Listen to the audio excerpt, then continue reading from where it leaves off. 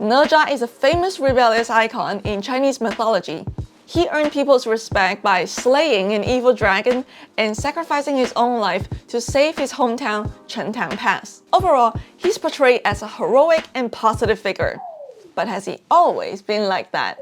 Has he always been this likable? In this video, I'm gonna cover chapters 12 to 14 of the book Investiture of the Gods, which cover Nezha's background story. I will show you the real Nezha, the one before all the glorification you see in most adaptations. In this book, Nezha is actually portrayed as an ill-mannered, unreasonable bad kid who causes trouble wherever he goes. Also, I'm gonna answer these questions as I cover chapters 12 to 14 along the way. The book that I'm reading off of is Creation of the Gods. It's the same story, just with different English titles. Let's get into it. Nezha is destined to be different before he's even born. Why? Because his mother, Lady Yin, carries him in her womb for 3 years and 6 months before giving birth to, a giant meatball. Yep, very weird, I know. As for Nezha's father, Li Jing, he cuts the meatball open with a sword, and Nezha jumps out. Oh, you think that's it? No. He comes out with a whole drip. He's got a gold bracelet on his right wrist and a red damask silk wrapped around his belly. Here's the kicker. There are no ordinary accessories. They are weapons. The gold bracelet is called the Universal Ring, and the red silk is the magical sky modeling damask. In Chinese, they're known as Qian Kun Quan and Hun Tianling. In Director Jiaozi's Nezha franchise, they have different English translation for all of Nezha's weapons. Now, the reason Nezha comes out with weapons is because he's no ordinary child. He's a reincarnation of the Pearl Spirit, and his fate is to become Jiang Ziya's vanguard in the war against the Shang Dynasty. If you don't know what is the war against the Shang Dynasty, you can check out this video right here at this timestamp for a quick summary of the book Investiture of the Gods. But for now, let's get back to Nezha. The next day after Nezha's birth, a Taoist immortal comes to visit the Li family. His name is Taiyi Zhenren, and the translation in the book is very primordial, but I'm gonna use the name Taiyi Zhenren moving forward. He's not a stranger to Li Jing. You see, Li Jing actually studied Taoism when he was younger, but he gave it up because the path to immortality was just too difficult. So, he was sent down the mountain to assist King Zhou. King Zhou is the last emperor of the Shang Dynasty, and Nezha was born to overthrow his government. Upon seeing Taiyi Zhenren, Li Jing immediately comes out to greet him, even though they don't really know each other. Why? What's the big deal? Here's the thing.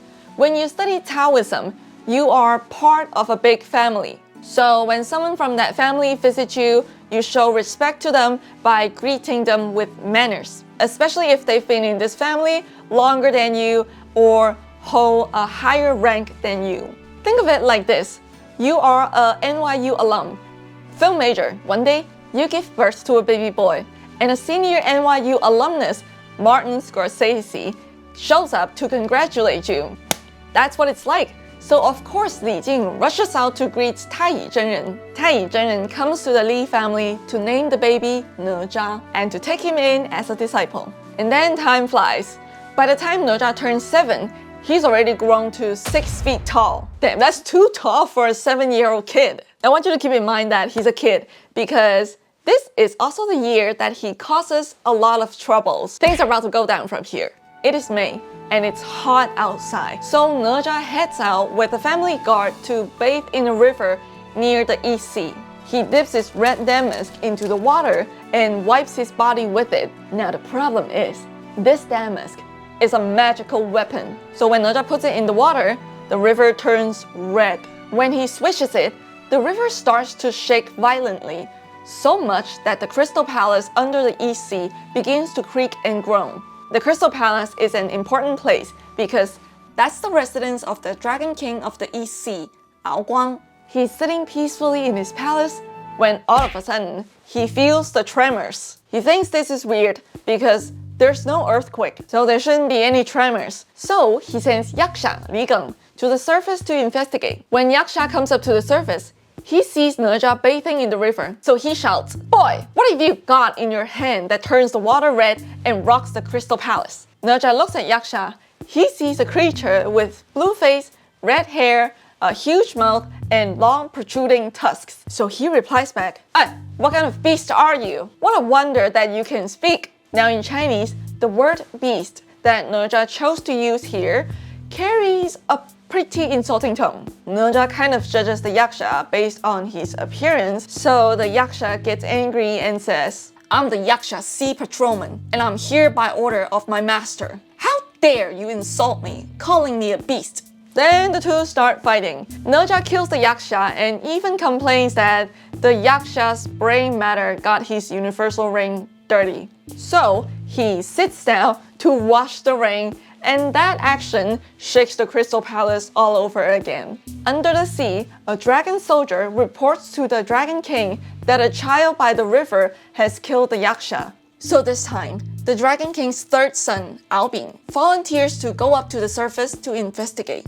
Albin finds Nezha and asks why he killed the yaksha. Nezha says he was just bathing, and the yaksha swore at him and acts rudely, so naturally he killed him. After hearing this, Albin gets angry and swears at Nezha, you damn scoundrel. Now, the reason Albin is angry is because the yaksha was appointed to his post by the Jade Emperor. So in his eyes, what Nezha did is absolute nonsense. I wouldn't say I fully agree with Albin that it's nonsense.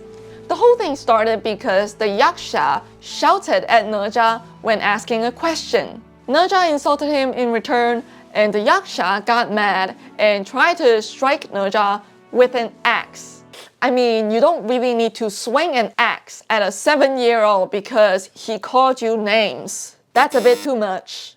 But Nezha's not completely in the right either. So I would say this is an unfortunate event caused by bad communication. So the moral of the story is, watch your mouth, don't insult people, or you might lose your life for it. Anyway, back to Albin and Nezha. After Albin swears at Nezha, he raises his lance to attack. But Nezha dodges it and asks for his name. When Albin refused that he's the son of the Dragon King of the East Sea, Nezha bursts into laughter and says, don't be so proud. Should you annoy me further, I'll drag out your old loach of a father and skin him alive. This time I'll say Nezha kind of deserves the blow. Because before, at least I can kind of defend him, you know. Maybe the yaksha should have asked more nicely and not try to kill a kid just for being rude. But this? Threatening to skin someone's dad alive? That's insane. So of course, Albin fights Nezha.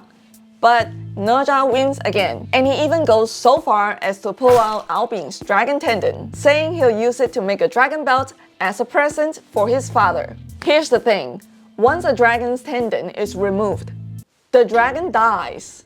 However, Nezha doesn't know this, so after extracting the tendon, he returns home. When the Dragon King hears that his son is dead, he storms over to the Li family's house to confront Li Jing. Oh, by the way, the Dragon King and Li Jing sort of know each other from before. They met once back when Li Jing was studying Taoism, and he actually called the Dragon King brother, as in elder brother. When the Dragon King arrives at the house, Li Jing has no idea what Nezha has done and greets him with delight. But the Dragon King is angry, and Li Jing can see it on his face. The first thing the Dragon King says after they greet each other is, "Worthy, brother. How lucky you are to have such a good son."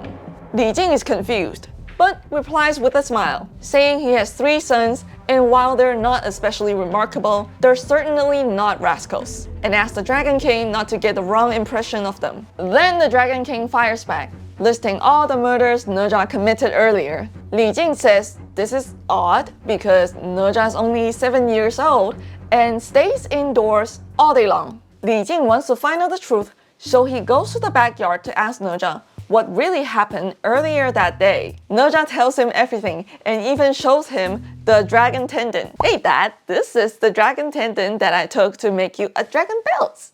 What the hell? Oh my God, no way.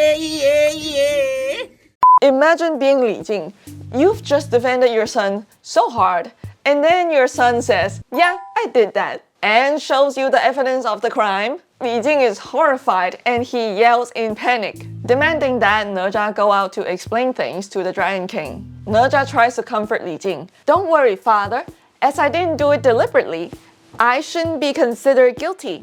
Nezha then sincerely apologizes to the Dragon King and hands over the tendon. When the Dragon King sees his son's tendon, he is overwhelmed with grief. He scolds Li Jing for wrongfully accusing him and declares he'll report this matter to the Jade Emperor for punishment the next day. Uh-oh, the Li family is cooked. Li Jing and Lady Yin burst into tears, blaming Nezha for bringing catastrophe upon them. Nezha is also upset, so he says he's going to find his master for help, and also says, I've caused all this trouble and I hold myself responsible for it. I won't get you involved. After that, Nezha goes to see Taiyi Zhenren and tells him everything. After listening, Taiyi Zhenren thinks to himself, though Nezha killed Albing by mistake, it was in fact destined by fate, and the Dragon King should not trouble heaven with such minor matter. So he comes up with a plan to help Nezha. He draws an invisible charm on Nezha's chest to make him invisible, instruct him on what to do once he reaches heaven, and tells him to return home afterward to reassure his parents. Keep in mind that the instruction that Taiyi Zhenren gives to Nezha is not written in the book, so we only know Taiyi Zhenren gives out a set of instructions to Nezha. When I read this part of the book, I thought Nezha was a brat earlier and definitely ran his mouth, but deep down, he's a good kid and he takes responsibility for his actions, right? So how is he unreasonable or unlikable? Keep watching, he causes a lot of troubles. Remember how the Dragon King was planning to report the matter to heaven? Well, Nezha arrives at the South Heavenly Gates before the Dragon King, and he waits there for a long while until the Dragon King finally shows up. The moment Nezha sees the Dragon King, he gets angry and rushes up to beat up the Dragon King, and he wants to beat him to death. But he remembers Taiyi Zhenren forbid him to do so, so he says to the Dragon King, my master told me that even if I beat you to death like the others, you old fool, it would be of no consequence. And Nezha continues to beat the Dragon King, and even pulls out dozens of his scales, causing him to bleed. It's so painful for the Dragon King, so he begs for mercy. Nezha then says, okay, I'll let you go, as long as you forget about reporting to heaven and comes home with me. Otherwise, I'll kill you. So the Dragon King transforms himself into a small green snake and hides in Nezha's sleeve as ordered. After that, Nezha returns home and tells Li Jing that the Dragon King won't report to heaven and even came home with him. Of course, Li Jing doesn't believe him and says he's lying. That's when Nezha pulls the Dragon King out from his sleeve and the Dragon King transforms back into human form. Oh my god, bro. Oh, hell no, man. What the fuck, man? Get your ass on, boy. You get your goddamn ugly ass on. Li Jing is horrified by the sight and asks the Dragon King what happened. The Dragon King then tells him the whole story and says he's going to summon the Dragon Kings of all 4 seas to complain to the Jade Emperor. After that, he leaves. Li Jing is frustrated, so Nezha tells him that Taiyi Zhenren said he was reincarnated with a fate. So even if he killed all the Dragon Kings of the 4 seas, it would be a trifling matter, and that Taiyi Zhenren would take full responsibility for anything serious.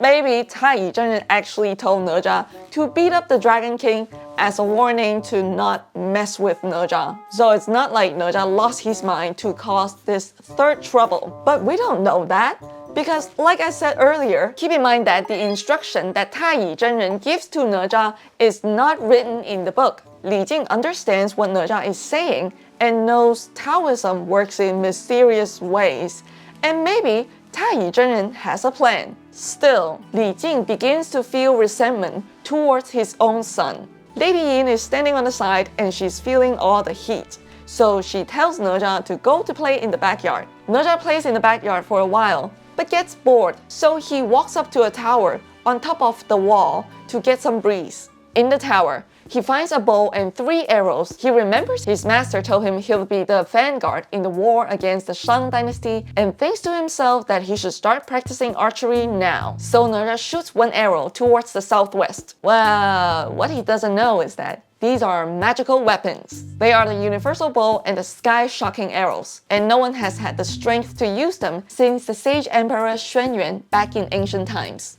As a result, the arrow flies a long distance all the way to the White Bone Cave on Skeleton Mountain, which is home to a fairy named Lady Rock. Lady Rock has 2 disciples, and the arrow ends up killing one of them while they're out picking herbs. When Lady Rock sees the arrow, she notices Li Jing's name is carved on it, so she decides to capture Li Jing to avenge her disciple. For some reason, Nezha just so happened to offend people that Li Jing knows, and Lady Rock is no exception. In fact, back when Li Jing failed to become an immortal, she was the one who recommended that his master allow him to leave the mountain to seek riches and power in the world. Also, you can tell from this paragraph that Lady Rock outranks Li Jing in seniority. But this time, Nezha has offended Li Jing's benefactor. This is way worse than the Dragon King situation. In no time, Lady Rock rides a male phoenix to Chentang Pass to capture Li Jing. When they meet,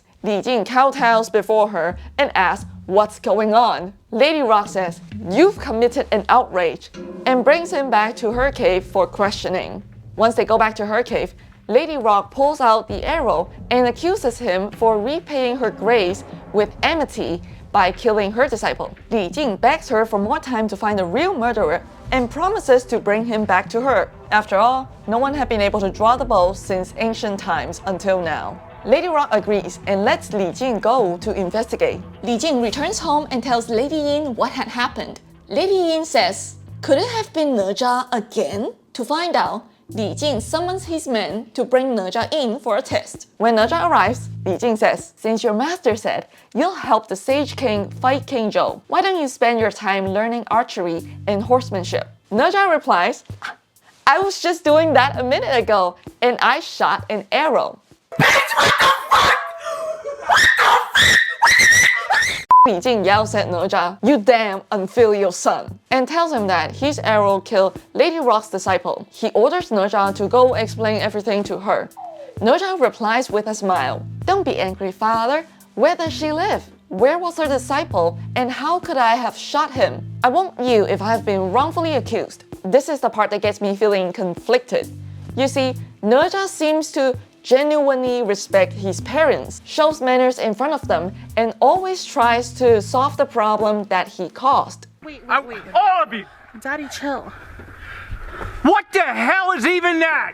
Up to this point, he has never gotten angry or frustrated with his father, even though Li Jing yells at him. But when he's in front of strangers, the manners are gone with the wind.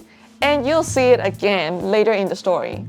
So anyway, Li Jing and Nezha both go to see Lady Rock. At the cave entrance, Li Jing tells Nezha to wait outside while he goes in to announce their arrival. Then Li Jing goes in the cave, greets Lady Rock, and she sends another disciple to bring Nezha in. When Nezha sees someone walking out of the cave, he thinks to himself, "Since there's going to be a fight, I might as well strike the first blow. This is their nest here, and I'm at a disadvantage. I can't let them get the upper hand." So he grabs his ring and strikes the disciple on the neck. The disciple falls to the ground and cries out in pain.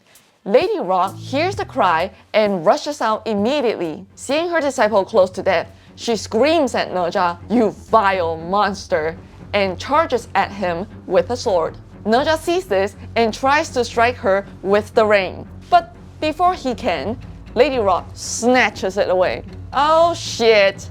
Nezha is panicking. He then tosses his red silk to try to wrap her up. But once again, Lady Rock snatches it too. Well, Nezha is out of tricks, so all he can do is flee the scene. Lady Rock is fair. She knows the murder has nothing to do with Li Jing, so she lets him go home and chases after Nezha instead. Nezha flees to the Golden Light Cave on Qianyuan Mountain to beg his master for help. Tai Zhenren asks what's going on, and Nezha says, "Lady Rock unjustly accuses me of shooting her disciple and is chasing me, trying to kill me." Yep, he lied. Partially. I understand why he did that. If you see from Nezha's perspective, first of all, he never even saw the dead body. Second, he's a kid. Kids sometimes lie after causing troubles because they want to seem innocent to get out of the situation. Actually, that behavior isn't just limited to kids. Have you ever been in a situation where someone tells you their side of the story and later you find out all the juicy details they conveniently left out? Yeah, this is one of those. At this point, Taiyi Zhenren knows Nezha is a serial troublemaker and is just tired of his shit. So he curses at him and tells him to take cover in the peach garden at the back. After that, Taiyi Zhenren steps outside of the cave and sees Lady Rock. Ooh, she's quick. She bows and greets Taiyi Zhenren.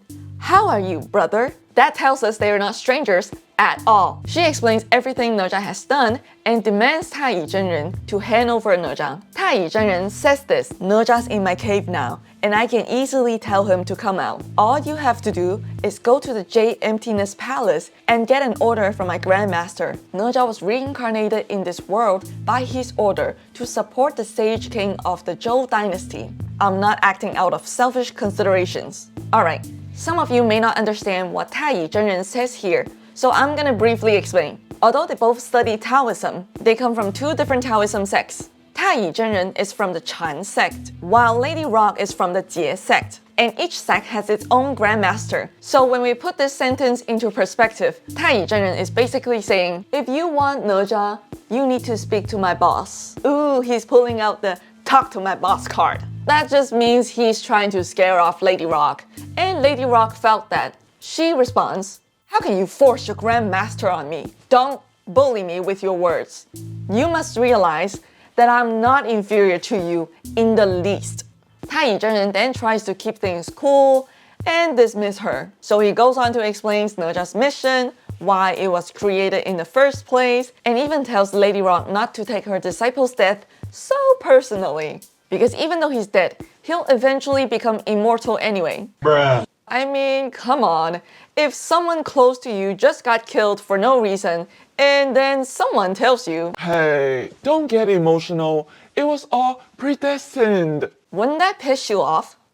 Of course it would. And that's exactly why the two of them start arguing about which sect is superior, and the argument escalates into a fight. In the end, Taiyi Zhenren captures Lady Rock using his weapon 9 Dragon Defying Fire coverlet. After defeating her, he immediately tells Nezha to go home because the Jade Emperor already approved the request made by the 4 Dragon Kings and has sent his guard to arrest his parent. That's when Nezha finally realizes how serious things have gotten. He bursts into tears and begs his master to save him. Taiyi Zhenren then tells Nezha what to do when he returns home. So, Nezha immediately returns home and confronts the 4 Dragon Kings, saying, I assume full responsibility for what I've done and shall pay with my life. My parents are in no way involved. Maybe that is exactly what Taiyi Zhenren told him to say. Again, we don't know that because this part is not written in the book. Nezha continues to say he will cut open his belly, remove his intestines, strip off his flesh and bones, and ask the 4 Dragon Kings if they will accept the deal. The 4 Dragon Kings says, fine, and they take the deal. And here comes the most iconic act of Nezha. Self-sacrifice. He draws his sword, first cut off his own left arm, then cut open his belly, gouges out his intestines, and break his own bones, and dies on the spot. Yeah, I believe no adaptations will portray this part as it is written in the book, or portray it similar to what it is. Seeing Nezha sacrifices himself, the 4 Dragon Kings release Li Jing and Lady Yin and return home. Lady Yin then places Nezha's remains in a coffin and buries him. Now at this point you might be thinking, wait, Li Jing didn't do anything wrong, so why do people hate him? Why do people say he's a terrible dad? Well, that's because of what happens next in the follow-up story. After Nezha dies, his soul floats in the wind until it reaches Qianyuan Mountain. Oh, you know, the mountain Nezha always visits whenever he's in trouble and needs help from his master. Taiyi Zhenren sees Nezha's soul and tells him to return home to visit his mother in a dream and ask her to build a temple for him on Jade Screen Mountain about 20 kilometers from their town. And people need to worship him there with incense and candles for 3 years for his reincarnation into human form again. After hearing that, Nezha returns home between midnight and the early morning hours to visit his mother in her dream. he begs her to build a temple so he can go to heaven. Yeah, Nezha didn't tell his mother that this whole plan is actually for him to return to the human realm and not to rest peacefully in heaven. Why would he do that? The book never says why. But I'm guessing Nezha knew that telling the truth might not get what he wants. After all, he caused a lot of troubles. And who would want to have a kid like that?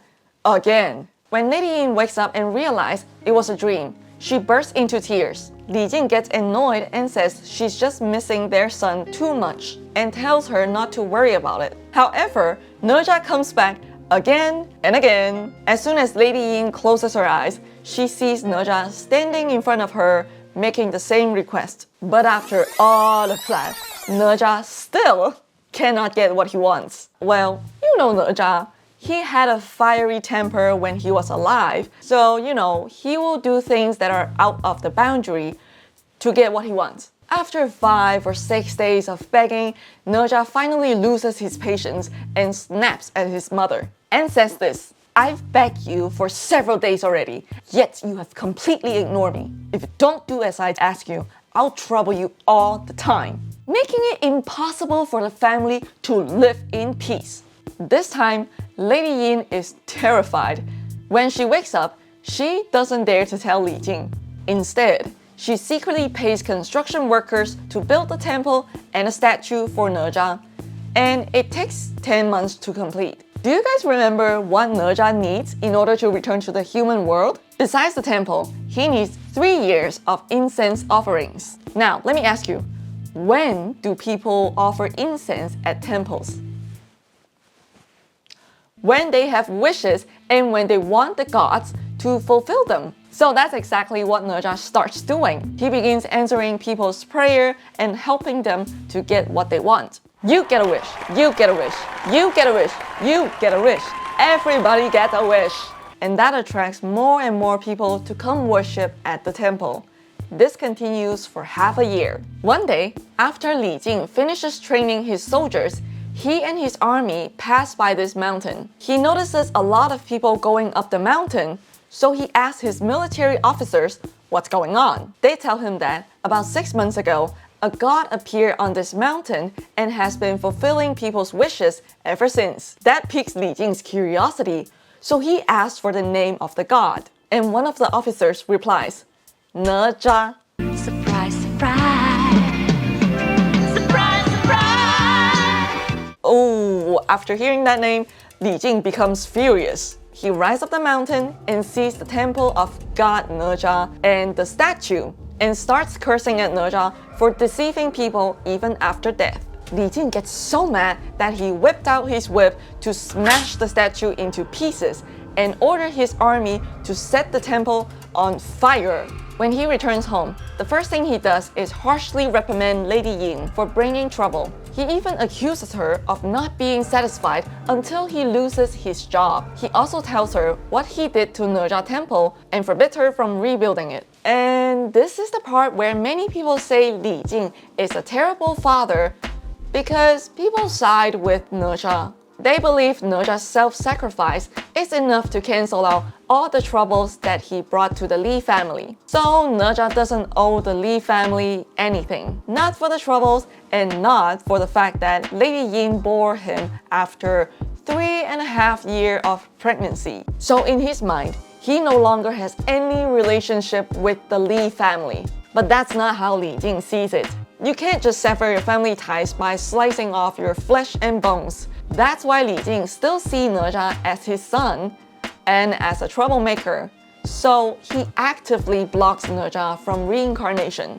Many Chinese say Li Jing is a terrible father, which I heavily disagree. I think all of his actions make sense. And honestly, I would do the same too if I had a son like that who embarrasses me in front of everyone and kills people wherever he goes. Let's get back to the story. After Nezha finds out his temple has been burned down, he feels upset, so he goes to Taiyi Zhenren, tells him everything, and asks for help. Taiyi Zhenren says Li Jing is clearly in the wrong because Nezha returned his flesh and bones and hasn't caused any trouble while waiting for reincarnation on the mountain. So, Taiyi Zhenren creates a new body for Nezha using lotus flowers and lotus leaves. He breaks the stems of the lotus leaves into 300 pieces to represent the 300 bones. Taiyi Zhenren then puts Nezha's soul into the new body, and with his divine power, voila! Nezha comes back to life as a 16 feet tall young man. He got much taller. After Nezha is resurrected, he tells his master that he must take revenge on Li Jing. Taiyi Zhenren doesn't reply. Instead, he says, "Come to the peach garden with me, my boy," and then gives Nezha back all of his weapons. Remember, Nezha's weapons were taken away by Lady Rock. But after Taiyi Zhenren defeats her, he was able to retrieve them. Besides returning Nezha's old weapons, Taiyi Zhenren also gives Nezha new weapons, the fire-tip lance, the wind fire wheels, and a gold brake, and then teaches him how to use the lance. I see. Taiyi Zhenren is supporting Nezha in silence. Taiyi Zhenren is like, I'm not saying I condone violence, but here's the weapons. After Nezha got his weapons from his master, he returns home and demands Li Jing to come out and face him. Li Jing is shocked when he sees Nezha. He curses and yells at him, but Nezha yells back and says that he already returned his flesh and bones, so there's no longer any relationship between them. He then declares that he will take revenge on Li Jing for burning down his temple. After that, the two begin to fight, but Li Jing is no match for Nezha, so he flees by riding on dust. When you read this book, you will see the term riding on dust a lot. But what does that actually mean? If you watch the anime Naruto, then you already know. The term riding on dust is 土遁 in Chinese. Sound familiar?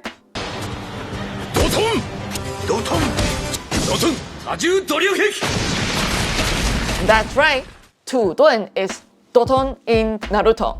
It's the same character, just spoken in different languages. And I guess you might be wondering, does that mean there are more of these Chinese Taoist sorcery techniques? Yes! According to ancient Chinese legends, there are the 5 elements escapes: 金遁, 木遁, 水遁, 火遁, and 土遁. These were methods used to travel swiftly using the 5 elements from Chinese philosophy. Let's get back to Li Jing running away from Nezha. While on the run, Li Jing meets his second son, Mu Zha, also known as Moksa in Journey to the West. He's the same character, just with different English translation for his name. When Li Jing sees Mu Zha, he feels reassured and stops to tell him the whole story. But not long after, Nezha catches up. Mu Zha steps forward and yells at Nezha, saying that murder father is a capital crime and threatening him to leave at once. At first, Nezha doesn't recognize Mu Zha and asks who he is and how he dares to speak to him like that. Once he realizes it's his elder brother, he explains that he's only doing this because Li Jing burned down his temple, and then asks Mu Zha who's in the right. Mu Zha is not buying Nezha's speech. He replies, "Parents are always right in matters concerning their children." Nezha tries to win sympathy again, saying, "I already returned my flesh and bones to Li Jing. There's no relationship between us anymore." That statement sends Mu Zha into a rage. He curses at Nezha as an infilial son, then draws his sword to fight. Nezha wins the fight by smashing Mu Zha with his gold brick, knocking him to the ground. After that, he continues chasing after Li Jing. Li Jing runs for a long time until he's completely exhausted. Finally, he thinks, forget it. I'll better kill myself to avoid further humiliation. Just as he's about to do it, a Taoist immortal arrives to stop him. That man is Guangfa Tianzun. Guangfa Tianzun is the master of Li Jing's first son, Jin Zha. Li Jing begs him to save his life. Guangfa Tianzun says, okay, and tells him to hide in his cave. Soon, Nezha arrives and asks Guangfa Tianzun if he has seen Li Jing. Guangfa Tianzun replies, yes, he's in my cave. Nezha demands him to hand over Li Jing and warns that if Li Jing escapes, he'll stab him 3 times. He even name drops Taiyi Zhenren as his master to intimidate Guangfa Tianzun and says, I'm not to be trifled with. Guangfa Tianzun simply replies, yeah, I've never heard of Taiyi Zhenren has you as a disciple. But if you don't behave yourself, I'll take you to the peach garden, give you 200 strokes with the cane, and hang you there for 3 years. Nezha doesn't listen or care about the warning because he's a hothead. So he immediately lunges at 广法天尊 with his lance. 广法天尊 dodges and retreats into the cave. Then he pulls out a dragon-bound stick from his sleeves. It's kind of like a pillar, and he throws it into the air. Instantly, fog fills the sky, and Nezha cannot see anything. But by the time he realizes what's happening, he finds himself tightly bound to a golden stick by golden rings around his neck, arms, and legs, unable to move an inch. Then, 广法天尊 orders Jinja to beat Nezha with the cane, and Jinja complies. He beats Nezha for quite a long time. Suddenly, 太乙真人 shows up in the cave. Nezha sees him and cries out, "Master, Master, please save me." But 太乙真人 ignores him. Why? Because this was his plan all along. Psych! He wants Nezha to be properly disciplined. In the cave, 太乙真人 greets 广法天尊 and explains that Nezha has too much bloodlust in him, which is why he brought him here to let 广法天尊temper his true nature. Not long after, Jinja releases Nezha on 广法天尊's order. And 太乙真人 commands Nezha to kneel down and kowtow to Uncle 广法天尊. Yes, Uncle 广法天尊. You know Nezha doesn't want to do that.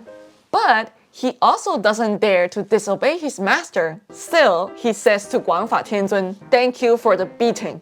After that, 太乙真人 summons both Nezha and Li Jing to have a talk. He tells Li Jing that burning down Nezha's temple was wrong, and that created hostility between the father and son. He then instructs them that, from now on, they must not act against each other. After the talk, 太乙真人 lets Li Jing leave the cave first, and only after he's gone does he allow Nezha to leave as well. Nezha finally listens to his master and gives up on killing Li Jing, and the two of them live in peace ever since. No, they're not. I'm just joking. Psych! Nezha is not going to give up on killing his father, even though it's an order from his master. He has no intention of coexisting with Li Jing. All he thinks about is revenge. So as soon as he leaves the cave, he chases after Li Jing immediately. While Li Jing is on the run again, he sees another Taoist standing on a mountain. That Taoist is one of Li Jing's masters. Remember how Li Jing used to study Taoism, the path to immortality, when he was young? One of his masters is Du Zhen Ren, the one who told him he wasn't cut out for it. The other master is Ran Deng Dao Ren, which is the one he's seeing right now. When Li Jing sees Ran Deng Dao Ren, he immediately begs for help. Ran Deng Dao Ren says, "Sure, just get behind me." Soon, Nezha catches up and sees Li Jing with Ran Deng Dao Ren. He brings up the whole stories again and demands Ran Deng Dao Ren to hand over Li Jing. But Ran Deng Dao Ren replies, "You already broke the promise you made in front of 太乙真人 to keep peace with your father." Nezha claps back. This isn't any of your business. Don't interfere with me. I must get hold of him to vent my hatred. Ran Deng Dao Ren's like, okay, fine. Then turns around and tells Li Jing to fight Nezha while he watches them. But Li Jing refuses because he knows he's no match for Nezha. So Ran Deng Dao Ren spits on his palm, Hak-tu, slaps it on Li Jing's back, and says, "Don't worry." Oh, you gotta give him that Hak-tu and spit on that thing, you get me? This time, Li Jing and Nezha fight for 50 to 60 rounds. And surprisingly, Nezha finds himself at a disadvantage. So he thinks, it must be that Taoist spit and slap that gave Li Jing power. So Nezha decides to stab Ran Deng Dao Ren first, then go back to killing Li Jing. He thrusts his lance at Ran Deng Dao Ren, but Ran Deng Dao Ren catches it. Nezha tries again, but this time Ran Deng Dao Ren pulls out a pagoda from his sleeves and traps Nezha inside instantly. When he strikes the top of the pagoda with both hands, it lights up with fire from within and starts burning Nezha. Nezha is burned so badly that he begs for mercy. Ran Deng Dao Ren asks Nezha, "Are you willing to acknowledge your father now?" Nezha says, I do. Of course, Nezha will say anything just to get out of the pagoda. Ran Deng Dao Ren then removes the pagoda to set Nezha free.